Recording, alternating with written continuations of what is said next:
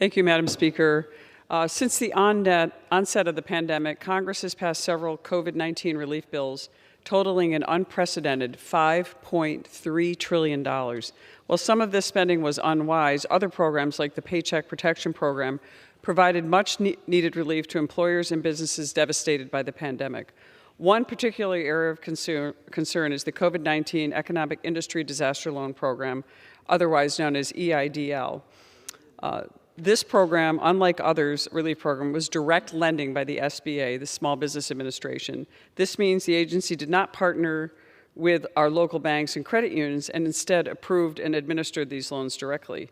Since the COVID-19 EIDL funding passed, we've learned of countless cases of fraud, waste, and abuse. The federal government is simply not set up to be a direct lender.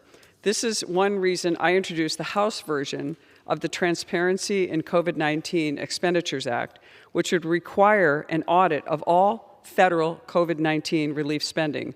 There is obviously room for improvement in providing additional oversight and returning fraudulently awarded funds back to the taxpayers.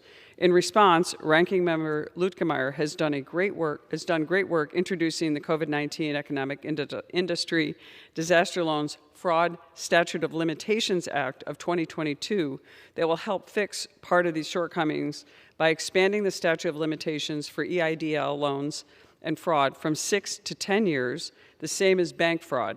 This will give officials a greater window to track down fraudulent activity and hold bad actors accountable. No one should be wrongly profiting from the need to distribute aid during this pandemic. The American taxpayers deserve better, and I applaud the ranking member's efforts on this, and I urge all my colleagues to support this. I yield back.